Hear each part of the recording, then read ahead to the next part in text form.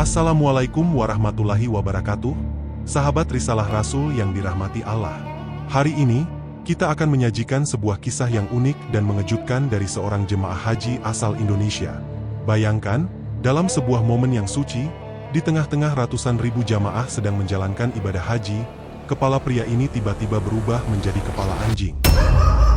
Bagaimana mungkin hal ini terjadi di tanah haram? Cahaya matahari yang begitu menyengat di kota Mekah, seakan membakar segala sesuatu yang ada di sana. Seorang pria bernama Haji Dharma dari Indonesia, berdiri dengan penuh hikmat setelah menjalani serangkaian ibadah. Meski yakin akan pengampunan, pikirannya mulai dihantui oleh kejadian aneh. Orang-orang menatapnya dengan ketakutan dan menghindarinya dengan wajah penuh kengerian. Dharma bingung, tubuhnya tak berubah, wajahnya sama seperti biasa. Lalu ia memutuskan untuk kembali ke hotel. Setiba di sana ia langsung berdiri di depan cermin. Ia tertegun menyadari bahwa wajahnya tetap sama. "Kenapa mereka semua takut padaku?" gumam Dharma, kebingungan. Ketakutan orang lain semakin membuatnya bertanya-tanya. Saat berada di Masjidil Haram, Dharma tidak tahan untuk bertanya kepada seorang jemaah yang tampak ketakutan melihatnya. "Apa yang terjadi? Kenapa kau takut padaku?" tanyanya gemetar. Sang jemaah tergagap, mengungkap bahwa kepala Dharma mirip kepala anjing. Dharma terpaku, dan wajahnya langsung pucat. Ia masih belum percaya akan jawaban yang baru saja ia dengar. Saat ia berada di kamar hotel, perkataan sang jemaah masih menggema di kepalanya. Malam itu, Dharma tak bisa tidur, terus bertanya-tanya. Lalu, ia teringat sesuatu dari masa lalu di kampung halamannya. Dharma adalah seorang penjual daging sukses, namun ada satu peristiwa yang selalu menghantuinya. Di pasar kampung, persaingan ketat antara dirinya dan Budi, penjual daging jujur dan rajin. Dharma, dengan ambisinya, merancang rencana busuk untuk mengalahkan Budi dengan menyelipkan daging anjing di antara dagangan Budi. Keesokan harinya, Dharma yang sudah memiliki niat untuk menjebak Budi, ia pun menghubungi pihak dinas kesehatan agar turun ke lapangan untuk melakukan razia terhadap para pedagang.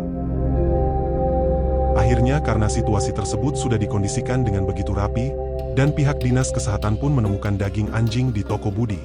Semua terkejut dan marah, Budi tidak bisa membela diri dan akhirnya tokonya ditutup. Dharma berhasil merebut pelanggan Budi, menjadi penjual daging terbesar di kampung. "Mungkinkah semua ini terjadi karena dosa-dosa saya di masa lalu?" tanya Dharma dalam hati, terduduk lemas, membayangkan perbuatannya yang keji.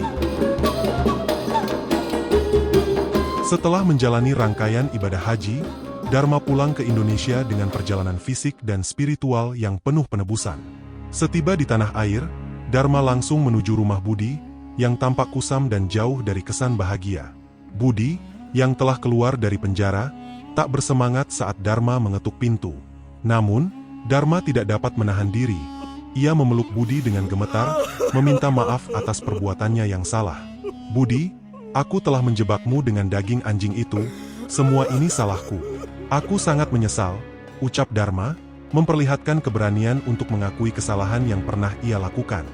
Dia bahkan mengeluarkan sejumlah uang, setengah dari seluruh hartanya. Semua itu ia serahkan kepada Budi sebagai bentuk permintaan maaf darinya. Ia berharap dengan modal tersebut, Budi dapat membuka kembali usaha yang pernah ia jalani tempo dulu. Budi terdiam, mencerna kata-kata itu dengan kesedihan dan kemarahan yang terpancar dari wajahnya. Dharma tidak berhenti di situ. Ia mengakui kesalahannya kepada semua orang. Budi terkejut, namun mulai memahami kesungguhan Dharma. Meskipun rasa sakit dan pengkhianatan masih ada, tapi Budi melihat ketulusan dalam diri Dharma. "Apa yang kau lakukan padaku memang kejam, tapi aku menghargai keberanianmu untuk mengakui kesalahanmu dan mencoba menebusnya," kata Budi. Dharma hanya dapat mengangguk, sambil meneteskan air mata.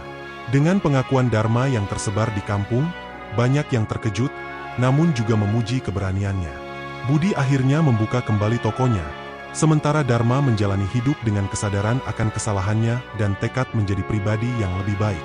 Meski rasa bersalah masih menghantui, ia merasa beban di pundaknya mulai berkurang.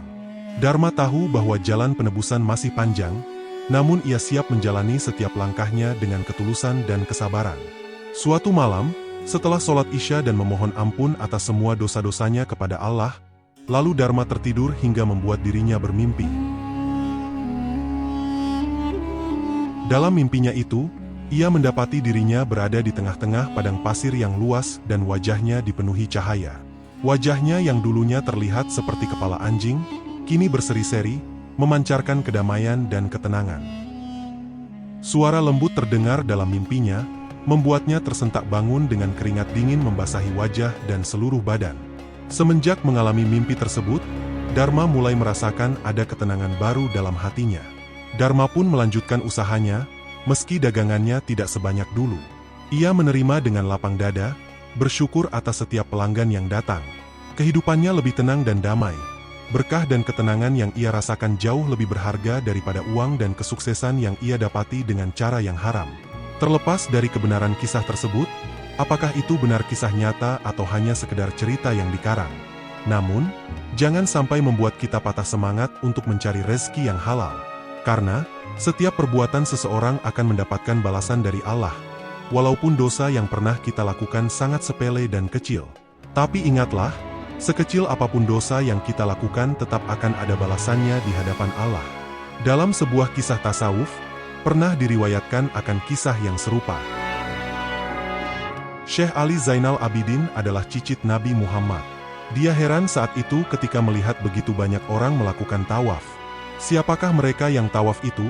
Tanya Ali Zainal Abidin kepada Abdullah bin Umar bin Khattab. Mendapat pertanyaan itu, Abdullah bin Umar hanya menundukkan kepala dan terdiam, tak menjawab sepatah kata pun. Ali Zainal Abidin semakin penasaran, dia pun bertanya hingga 3 kali, karena Abdullah Umar tetap tak menjawab. Wahai saudaraku Abdullah bin Umar, siapa sesungguhnya mereka yang tawaf itu? Saya benar-benar ingin tahu, desak Ali Zainal Abidin. Melihat keseriusan cicit Rasulullah yang ingin tahu, siapa mereka yang tawaf itu, akhirnya Abdullah pun menampakkannya dengan ilmu kasyaf. Kasyaf adalah ilmu menyingkap tabir kegaiban. Ilmu ini hanya dimiliki para kekasih Allah, atau mereka yang suka selalu riadah, menyucikan lahir dan batinnya. Jika begitu, maaf sekarang pejamkanlah mata baginda, pinta Abdullah kepada Ali Zainal Abidin dengan penuh karomah. Dan ketika matanya terpejam, dengan secepat kilat Abdullah bin Umar mengusap wajah Ali Zainal Abidin dengan ilmu kasyaf. Seketika itu tersingkaplah tabir kegaiban. Seketika itu pula Ali Zainal Abidin terperanjat kaget, sangat kaget. Begitu membuka matanya, terlihat orang-orang yang tawaf itu jadi berkepala dan berbadan binatang. Mereka ada yang berbadan dan berkepala anjing, serigala, harimau, singa, buaya, ular, serta binatang-binatang semacamnya. Astagfirullah. Mengapa orang-orang itu berwajah menyeramkan? Berwajah binatang, ungkap Ali Zainal Abidin. Secara seketika, Syekh Abdullah bin Umar pun menjelaskannya dengan rinci sesuai penglihatan mata batinnya. Bukan mata lahiriahnya atau panca indera. Menurutnya, orang-orang yang tawaf terlihat berkepala binatang itu karena ibadahnya hanya menuruti hawa nafsunya dan untuk dibangga-banggakan. Sesuai sabda Rasulullah, akan datang suatu masa yang dialami manusia yaitu, orang kaya dari umatku yang melaksanakan haji, niatnya karena wisata, orang kalangan menengah niatnya karena ria dan sum'ah, dan kaum fakir di antara mereka niatnya karena untuk meminta-minta. Ria itu pamer, jika ditilik dari bahasa milenial sekarang, semata buat ngonten. Sum'ah adalah sikap atau sifat gemar menunjukkan amal perbuatan kepada orang lain. Serupa dengan ria, harapannya untuk mendapat sanjungan dan pujian dari orang lain, bukan mengharap ridho Allah semata. Tidak ikhlas, hanya menonjolkan ria dan sum'ah. Ria dan sum'ah itu merupakan syirik kecil. Maka ditampakkanlah orang-orang yang tawaf itu, badan dan kepalanya berupa binatang. Karena mereka datang di tanah suci tidak dengan kesucian hati dan kejernihan pikirannya. Tapi orang-orang itu penuh nafsu dalam menjalankan ibadah. Dalam beribadah, orang-orang itu hanya penuh nafsu. Tidak peduli menyakiti orang lain dan tidak mau tahu uang dari mana yang telah ia dapati untuk berhaji. Tidak peduli menginjak atau menyodok jamaah lain dalam beribadah.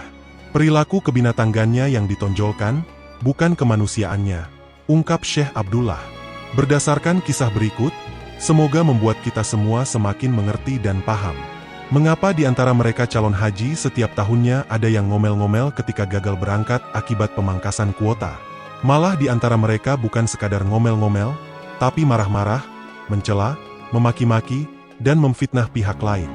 Maaf, mungkin orang-orang itu mulai ditampakkan wajah aslinya sebelum di tanah suci, naudzubillah.